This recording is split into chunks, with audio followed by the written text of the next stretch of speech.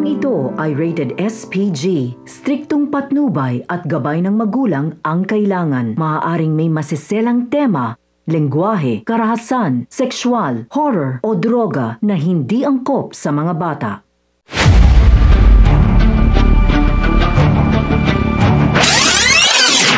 Mga kapamilya, habang nasa misyon sina Tanggol kasama sina Chef Espinas ay nagsisimula na ring magplano ang grupo ni Labong sa gagawin nilang pagtakas at pagtumba kay Chef Espinas.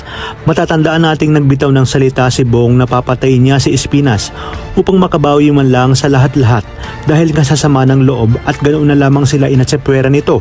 Ayon pa kay Bong, gagawa sila ng malaking riot kung saan dito nila tatapusin si Espinas at kukuha ng pagkakataon para tumakas. At sa paglipas ng mga araw, matapos ang pamamalagi ni Bubbles at Tanggol sa isang isla ay muli silang makakabalik sa bilibid.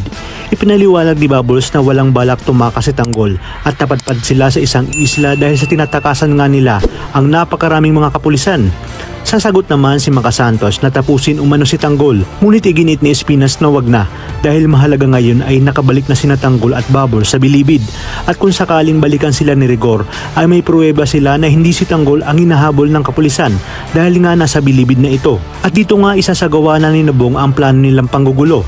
Bago ito ay balak ni Espinas na ipatumba na nga si Bong at ang grupo nito dahil ang kanyang patakaran, pag hindi na napapakinabangan ang kanyang mga naging hitman ay papatayin niya na ito dahil sa marami na umanong alam ang mga ito.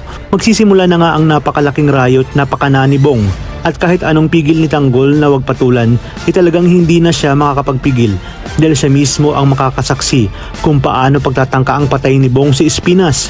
Dito ay kukunin ni Bong ang kanyang lanseta at gagawing bihag si Chef Espinas. Gagamitin niya ito upang makatakas sila at ng kanyang mga kaibigan. Hindi naman makaporma ang mga bantay na sinabalatukan dahil hawak nga ni Bong ang buhay ni Espinas. Kaya naman dito, ipapakita ni Tanggol ang kanyang husay pagdating sa mga ganitong klaseng sitwasyon.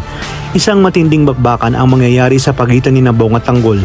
Dahil lang kung kaya't mabibitawan ni Bong si Chef Espinas at dito magsisimula ang duelo ng dalawa. Dahil sa minamaliit nga ni Bong si Tanggol, ay dito ipapamalas ni Tanggol ang kanyang galing sa pagkikipaglaban, kaya't ang hawak na lanseta ni Bong ang siya mismong kikitil sa buhay niya.